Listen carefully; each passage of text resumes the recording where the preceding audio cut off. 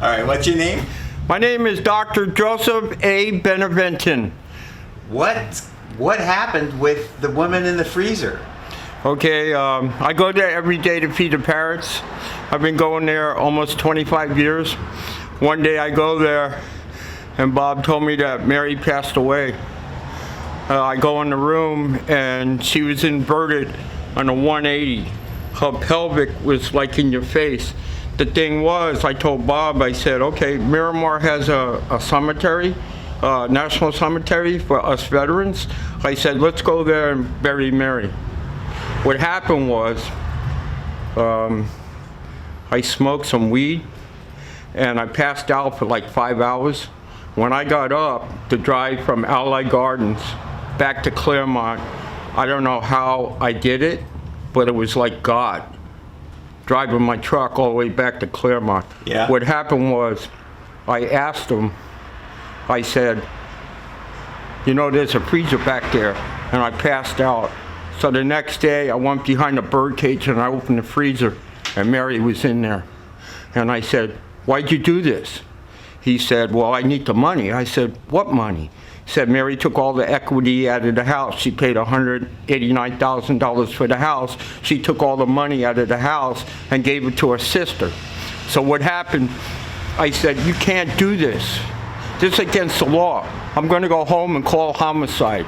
What happened was, I rent this house from him, and he said, I'll give you the house, just pay the property tax. So I've been paying it for 2 years. The thing is, when I went back again the next day, I said, you can't do this.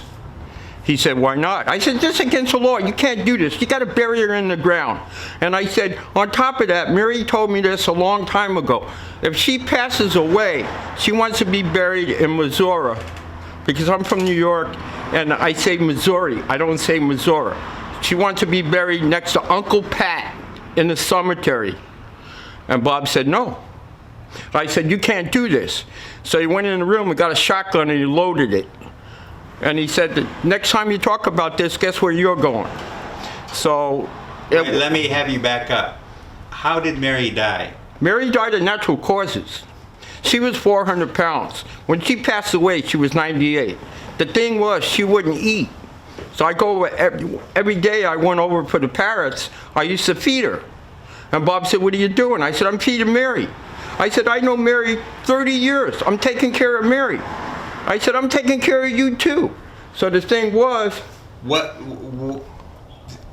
You say she died of natural causes. What yeah, do you she think it died. was? Well, she had Alzheimer's dementia, and she wouldn't eat anymore.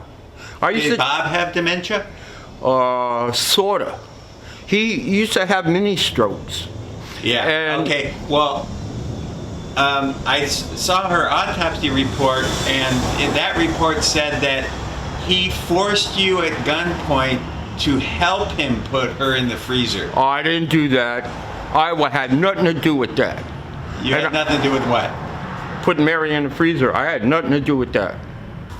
What was the financial gain? What kind of Mary got Wait, start again. Go ahead. Mary got 4 checks, retirement checks. One from Kaiser for a doctor's retirement like me. One from the Army for 18 years of service. One from Social Security, and one from VA, but she was only 90%. I was 100%. So Bob was mad at me why I'm 100% and Mary's only 90. So how much money are we talking about? $108,000. No, per month. How much did she get?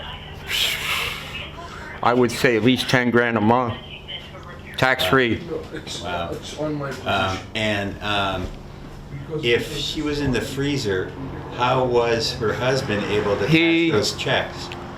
Somehow, when she had Alzheimer's dementia, I think that she signed over everything to him, including the house. Okay.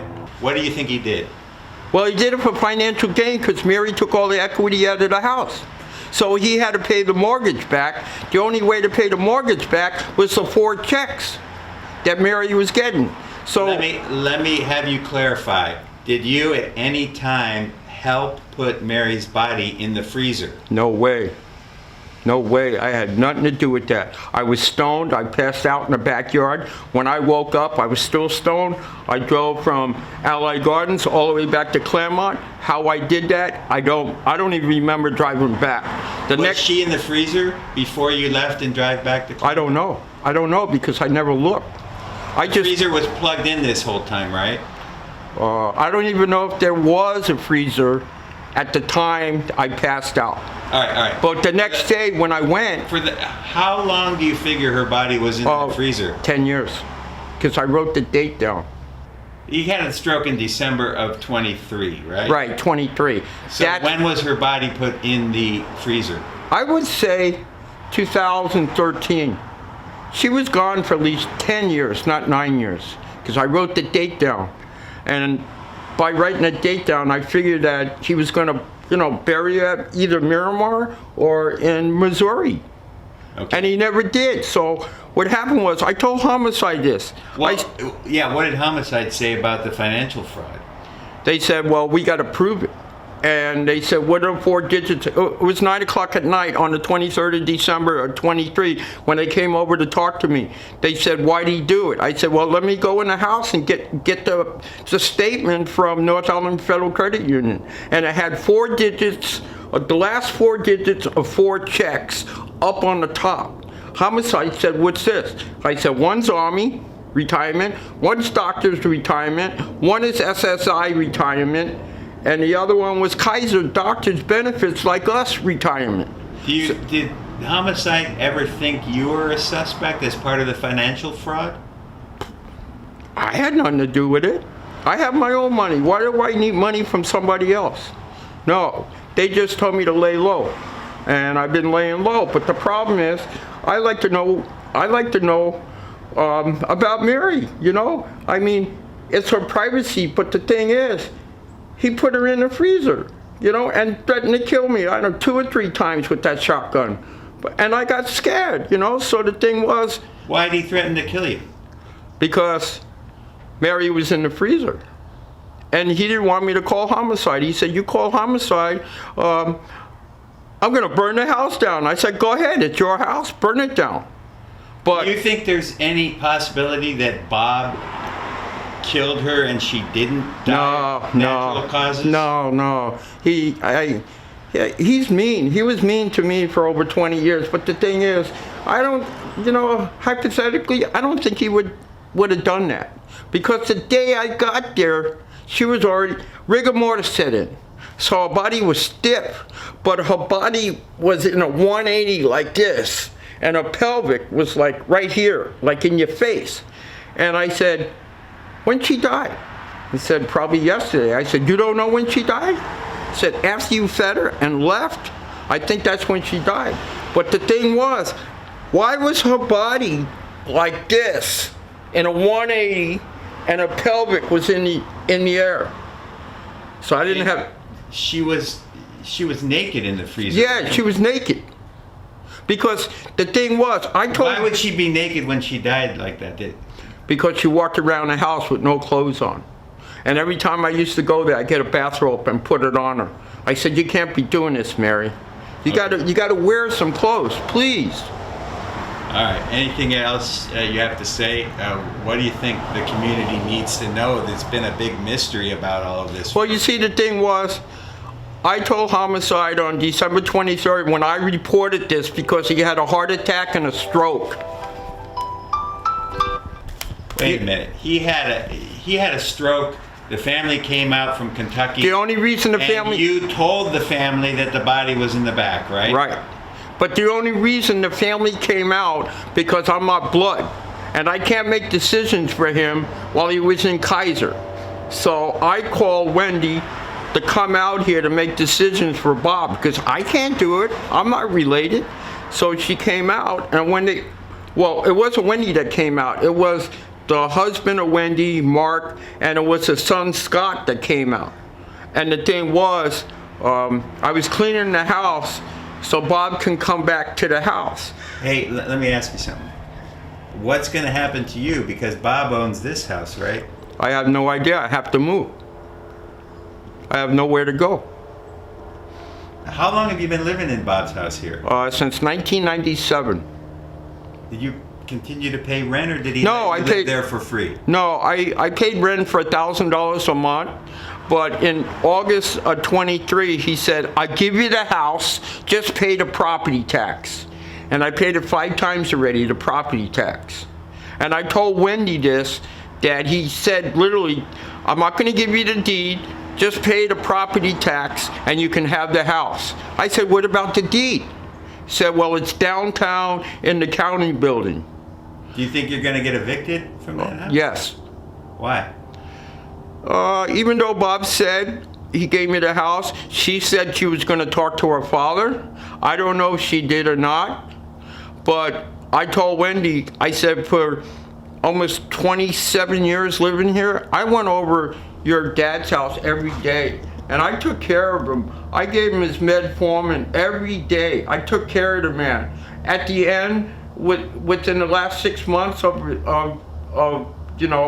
him living in the house, I go up the street to Mona Lisa. I used to buy $30, $40 worth of food every day. And I never... Let me ask you something. When he was in the hospital with the stroke, I mean, he died about two months after. But you see, I didn't know that. Did the homicide ask him about his wife's body in the freezer? I have no idea. Because Wendy told me that he couldn't remember putting her in the freezer because he has dementia. Does that sound right? Yeah, about right, yeah. I think Did he recognize you at the end? Not really. Because I used to put him in my truck and take him places, and take him places like getting something to eat. And the thing was, he smelled so bad that I had to cover the seat with a blanket. And he said, "Why do I smell?" I said, "Because your bathroom is all messed up. You have food, you have frozen food in the bathtub. What's going on?" I said, I'll clean the bathtub for you, but I want you to take a shower." I cleaned the bathroom. The next day, the stuff was still back. He cleaned the freezer out again, and he put everything in the bathtub. Well, this house here doesn't look like it's in very great shape either. No, this house, I mean, there's holes in the floor in the kitchen, there's holes in the ceiling. The roof, there was no roof on the house. I put a roof on the house. Okay. I put a gas heater in the house. All right, let me ask you again. I think I asked you already, but what do you have to say if someone thinks you were involved in the financial fraud with Bob? If it was a financial fraud with Bob, where's the money? What do I have to show for it? I have nothing to show for it. You got nothing in the bank?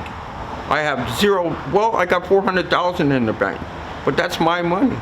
I accumulate. That didn't come from Mary's benefits? No. You see, Mary, before she had Alzheimer's and dementia, she told me, she said, "How come I didn't take you guys' advice in the operating room not to marry this guy?"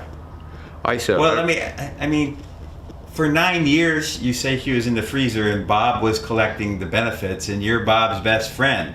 You weren't aware that he was collecting? Oh, I was very aware. He didn't help you out and give you some of the money or anything? No, I told him, I said, "I don't want nothing to do with this. If anything goes down, it's you, not me. I didn't put her in the freezer. You did. You threatened me all the time." And he asked me, he said, "Why is the freezer open?" I said, "I'm going to take her out, and I'm going to bring her to the coroner's over there in Sierra Mesa, and you're going down for this." He goes, "What do you mean?" I said, "Well, it wasn't me that did this. I passed out in the backyard." And then the next day I go there was a freezer. So I opened it up, and there was Mary. And I go in the house. I said, "You can't do this.